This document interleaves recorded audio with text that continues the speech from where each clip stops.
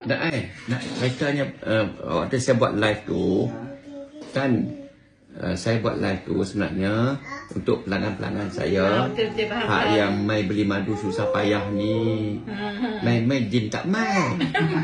Rupanya jin duk kat dapur kat dalam bilik. Itu yang saya buat. Saya belanja lah, kata saya belanja. Kan ada orang tanya, Ustaz nak bayar berapa ni kan? Kata tak payah belanja je.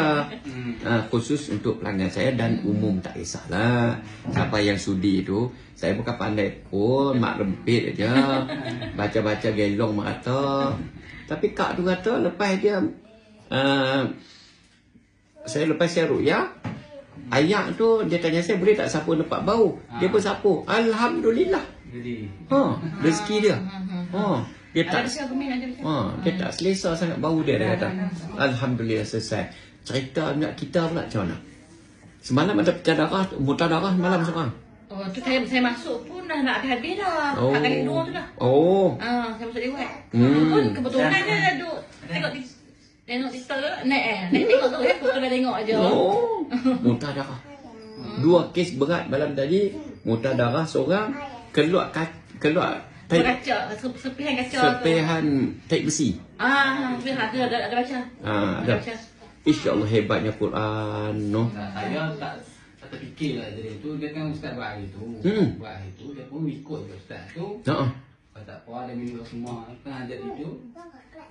Macam tidur macam panggil kat lah. Perut sakit lah. Tapi masa tengok Ustaz okey je. Lepas habis penyiasat tu, mulalah.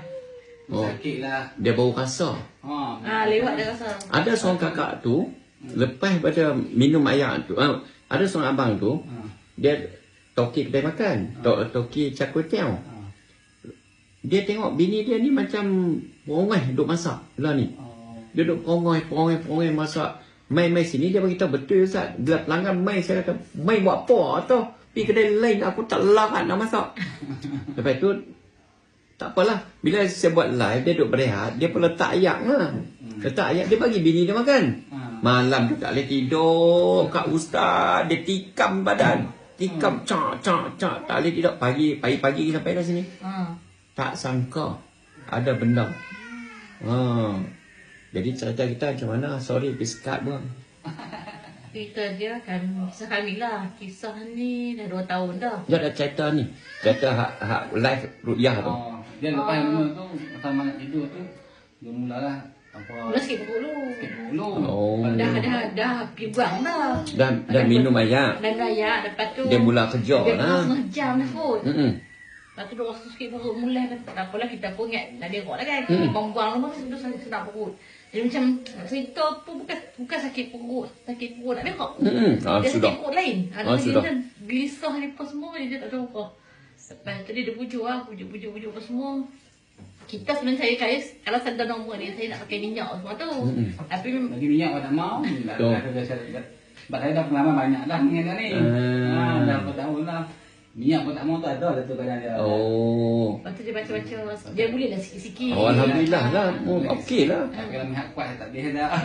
Panggil orang main telur dah. Kalau siap sikit-sikit biasa-biasa. Saya sebenarnya sakit. Dia hak dia lah.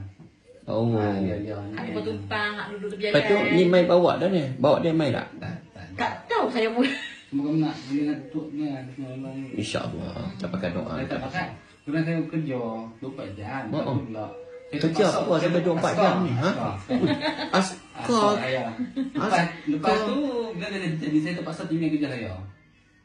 Askar apa kerja 24 jam ni? Duti. Dia ni pun gini-gini. Hari ni duti, esok kawan dia duti lah. Partner dia pun ada pun. Ada video saya ada tengok. Ada tengok. Viral video tu. Saya pun tak sangka. Ada ustaz cuma nak main tu tak sampai masa lagi. Alhamdulillah.